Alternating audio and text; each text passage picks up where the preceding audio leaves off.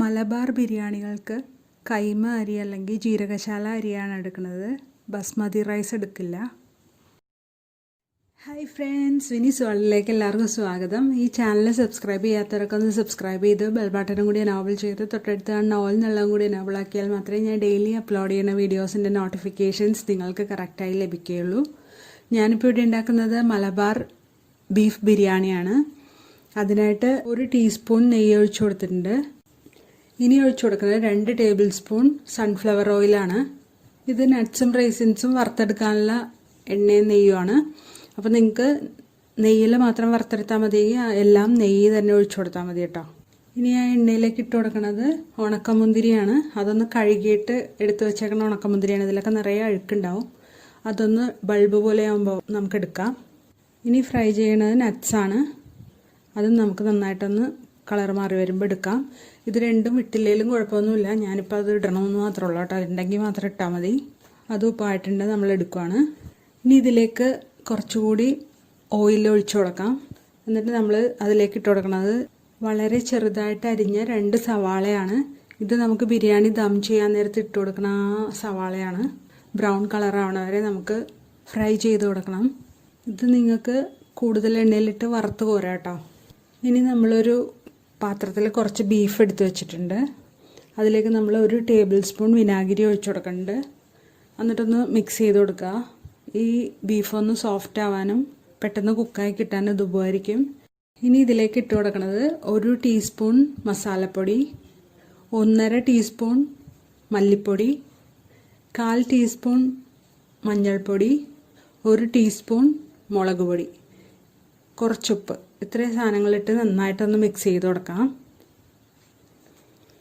എന്നിട്ട് ഇത് ഒന്ന് പിടിക്കാൻ വേണ്ടി അവിടെ മാറ്റി വെക്കാം. ഇടയ്ക്ക് ഈ സവാള ഒന്ന് ഇളക്കി കൊടുക്കാം. ഒന്ന് കളറ് മാറി വന്നിട്ടുണ്ട്. ഇനി നമ്മളൊരു കുക്കർ അടുപ്പത്ത് വെച്ചിട്ട് അതിലേക്ക് കുറച്ച് എണ്ണ ഒഴിച്ചു കൊടുക്കുന്നുണ്ട്. സൺഫ്ലവർ ഓയിലാണ് ഒഴിച്ചു കൊടുക്കുന്നത്. 2 ടേബിൾ സ്പൂൺ എണ്ണ ഒഴിച്ചു കൊടുത്തിട്ടുണ്ട്. അതിലേക്ക് 2 സവാള അരിഞ്ഞതാണ് ഇട്ട് കൊടുക്കുന്നത്. ഈ സവാള ഒന്ന് നന്നായിട്ട് ബ്രൗൺ ആയി വരട്ടെ. ലൈറ്റ് ബ്രൗൺ ആയാൽ മതി. അതുവരെ നമുക്ക് ഇളക്കി കൊടുത്തുകൊണ്ടിരിക്കാം. നമ്മുടെ മറ്റേ ഡീപ്പ് ഫ്രൈ ചെയ്യാൻ വെച്ച സവാള ഇപ്പോൾ ഒരുവിധം കളറായി വന്നിട്ടുണ്ട്. ഇനിയപ്പോൾ നമുക്കത് എടുക്കാം. അല്ലെങ്കിൽ ഇനിയും ചൂടാണല്ലോ, അത് ഇരുന്ന് വീണ്ടും ആയിക്കൊണ്ടിരിക്കും. നമ്മൾ എടുത്താലും കണ്ട, ഇപ്പോൾ എടുത്ത സമയത്തെ കളറും ഇപ്പോഴത്തെ കളറും കണ്ട ഇത്രയും വ്യത്യാസം വന്നു. എടുക്കുമ്പോൾ കുറച്ച് വൈറ്റ് കളറൊക്കെ ഉണ്ടായിരുന്നു. ഇനി ഒരു പാത്രം അടുപ്പിൽ വെച്ചിട്ട് അതിലേക്ക് സവാള ഫ്രൈ ചെയ്ത ആ എണ്ണ ഒഴിച്ചു കൊടുക്കാം. കുറച്ച് നെയ്യും കൂടി ഒഴിച്ചു കൊടുക്കാം. ഇഷ്ടമുണ്ടെങ്കിൽ ആ നെയ്യ് ഒഴിച്ചാൽ മതി. ഇനി അതിലേക്ക് 2 പട്ട, 4 ഗ്രാമ്പൂ, 1 തക്കോലം, 2 ഏലക്ക ഇത്ര ഇട്ട് കൊടുത്തിട്ടുണ്ട്. അതൊക്കെ ഒന്ന് പൊട്ടി വരട്ടെ. കുറച്ച് കുരുമുളകും കൂടി ഇട്ട് കൊടുക്കാം കേട്ടോ. ഒരു 5-6 കുരുമുളക് ഇട്ടാൽ മതി. ഇതൊക്കെ ഒന്ന് പൊട്ടി വരുമ്പോൾ അരി എടുത്ത് വെച്ചിട്ടുണ്ട്. 4 ഗ്ലാസ് അരിയാണ് എടുത്ത് വെച്ചേക്കണത്. അത് നമുക്ക് ഇട്ടൊന്ന് വഴറ്റി കൊടുക്കാം. ഇത് കുറച്ച് നേരം, ഒരു അരമണിക്കൂർ കുതിർത്തിയ അരിയാണ് കേട്ടോ. ഇത് ജീരകശാല അരിയാണ് എടുത്തേക്കണത്. മലബാർ ബിരിയാണിക്കൊക്കെ ഇങ്ങനത്തെ ചെറിയ ചെറിയ അരികളാണ്. നമ്മുടെ ബസ്മതി റൈസ് എടുക്കില്ല. ഒരു 2-3 മിനിറ്റ് ഇങ്ങനെ ഇളക്കി കൊടുത്തുകൊണ്ടിരിക്കാം. കുക്കറിലെ സവാള ഒന്ന് ഇളക്കി കൊടുക്കാം. അതിലേക്ക് ഒരു വലിയ കഷ്ണം ഇഞ്ചി, 10-15 വെളുത്തുള്ളി, അതൊക്കെ ഒന്ന് ചതച്ചത് ചേർത്ത് കൊടുക്കാം. നന്നായിട്ടൊന്ന് മിക്സ് ചെയ്ത് കൊടുക്കാം. ബീഫ് ആയതുകൊണ്ട് ഇഞ്ചി വെളുത്തുള്ളിയൊക്കെ നന്നായിട്ട് വേണം. ഇത് നന്നായിട്ടൊന്ന് മിക്സായി വരട്ടെ. നമ്മൾ അരി ആ പാത്രത്തിലൊന്ന് ഫ്രൈ ആവാൻ വേണ്ടി വെച്ചിട്ടുണ്ടായിരുന്നല്ലോ, അതിലേക്ക് നമ്മൾ 8 ഗ്ലാസ് വെള്ളമാണ് ഒഴിച്ചു കൊടുക്കുന്നത്. 1 ഗ്ലാസ് അരിക്ക് 2 ഗ്ലാസ് വെള്ളം എന്നുള്ള രീതിയിലാണ് വെച്ച് കൊടുക്കുന്നത്. തിളച്ച വെള്ളമാണ് ഇതിലേക്ക് ഒഴിച്ചു കൊടുക്കുന്നത്.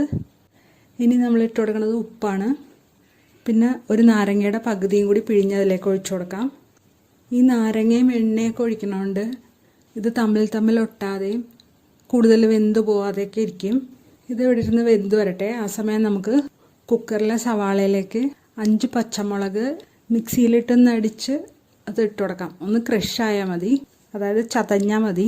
മലബാർ ബിരിയാണിക്ക് പച്ചമുളകാണ് മെയിൻ ഇൻഗ്രീഡിയൻറ്റ്. ഉണക്കമുളകിൻ്റെ ഉപയോഗം കുറവാണ്. മട്ടൻ ബിരിയാണിക്ക് ഒട്ടും ഉണക്കമുളക് ഉപയോഗിക്കില്ല. ഇനി നമ്മളിതിലേക്ക് ഇട്ട് കൊടുക്കുന്നത് 2 തക്കാളിയാണ് ചെറുതായിട്ട് ചോപ്പ് ചെയ്ത് അതും കൂടി ഇട്ട് കൊടുക്കാം. ഈ തക്കാളിയൊക്കെ ഒന്ന് വെന്ത് ഇതിലേക്കൊന്ന് മിക്സ് ആവണ വരെ നമുക്ക് ഇളക്കി കൊടുത്തുകൊണ്ടിരിക്കാം. ഇതിപ്പോൾ നന്നായിട്ട് വെന്ത് വന്നിട്ടുണ്ട്. അപ്പോൾ നമ്മളിതിലേക്ക് ഇട്ട് കൊടുക്കുന്നത് നമ്മൾ മാരിനേറ്റ് ചെയ്ത് വെച്ച ആ ബീഫാണ്. നന്നായിട്ടൊന്ന് മിക്സ് ചെയ്ത് കൊടുക്കാം. ഇതിലേക്ക് നമ്മൾ കുറച്ച് ഉപ്പും കൂടി ഇട്ട് കൊടുക്കുന്നുണ്ട്. ഇനി നിങ്ങൾക്ക് വേണമെന്നുണ്ടെങ്കിൽ മാത്രം, അതായത് അടി പിടിക്കാവുന്നൊരു പേടി ഉണ്ടെങ്കിൽ മാത്രം കുറച്ച് വെള്ളം ഒഴിച്ചു കൊടുക്കാം, അല്ലെങ്കിൽ വെള്ളം ഒഴിക്കണ്ട. ഇതിൽ നിന്ന് തന്നെ നന്നായിട്ട് വെള്ളം ഇറങ്ങി വരും. നമുക്ക് വേണമെങ്കിൽ ഒരു അര ഗ്ലാസ് വെള്ളം ഒഴിച്ചു കൊടുക്കാം. മസാലയൊക്കെ നമ്മൾ ഇതിൽ തന്നെ തേച്ച് പിടിപ്പിച്ചേക്കണോണ്ട് ഇനി വേറെ മസാല ഇട്ട് കൊടുക്കേണ്ട ആവശ്യമില്ല. ഒന്ന് അടച്ചു വെച്ചിട്ട് ഇത് വേഗണ വരെ വിസിൽ കേൾപ്പിക്കാം. ബിരിയാണി ആയതുകൊണ്ട് ഞാനിത് മുറിക്കാതെ വലിയ കഷ്ണങ്ങളായിട്ട് തന്നെയാണ് ഇട്ടേക്കണത്. അപ്പോൾ കുറച്ച് സമയം വേണ്ടി വരും. ഇടയ്ക്ക് നമ്മൾ ഈ ചോറൊന്ന് ഇളക്കി കൊടുത്തുകൊണ്ടിരിക്കണേ.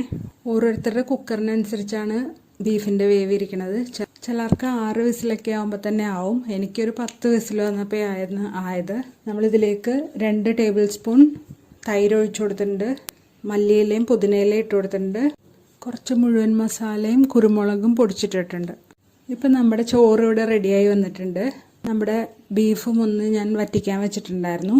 ഇനി ഈ കുക്കർ ഒരു ഫ്രൈ പാൻ്റെ മീതയിലേക്ക് എടുത്ത് വെച്ച് കൊടുക്കാം. എന്നിട്ട് അതിൻ്റെ ഫ്ലെയിം ഓൺ ചെയ്ത് കൊടുക്കാം. ഈ ബീഫിൻ്റെ മുകളിലേക്ക് ഒരു ലെയർ ചോറിട്ട് കൊടുക്കാം.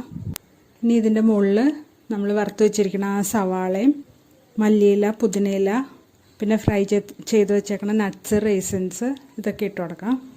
ഇനി നമ്മൾ വീണ്ടും ഇട്ട് കൊടുക്കുന്നത് അടുത്ത ലെയർ ചോറാണ്. അതിൻ്റെ മുകളിൽ വീണ്ടും സവാള ഫ്രൈ ചെയ്തതും പുതിനയില, മല്ലിയില, നട്ട്സ്, റൈസിൻസ് എല്ലാം ഇട്ട് കൊടുക്കാം. അതിൻ്റെ മീതെ വീണ്ടും ചോറ് നിരത്താം. നിങ്ങൾക്ക് 2 ഗ്ലാസ് അരി ആവശ്യമുള്ളെങ്കിൽ അത്രയും അരി മാത്രം ഇട്ടാൽ മതി കേട്ടോ. ഇനി ആ ചോറിൻ്റെ മീതയിലും സവാളയും നട്ട്സും റൈസിൻസും മല്ലിയിലയും പുതിനയിലയൊക്കെ ഇട്ട് കൊടുത്ത് നമുക്ക് കുക്കറൊന്ന് അടച്ചു വെച്ചിട്ട് ഒരു 10 മിനിറ്റ് ദം ചെയ്ത് കൊടുക്കാം. കുക്കർ അടക്കുമ്പോൾ ഗ്യാസ്കറ്റൊക്കെ ഇട്ട് തന്നെയാണ് അടക്കണത്.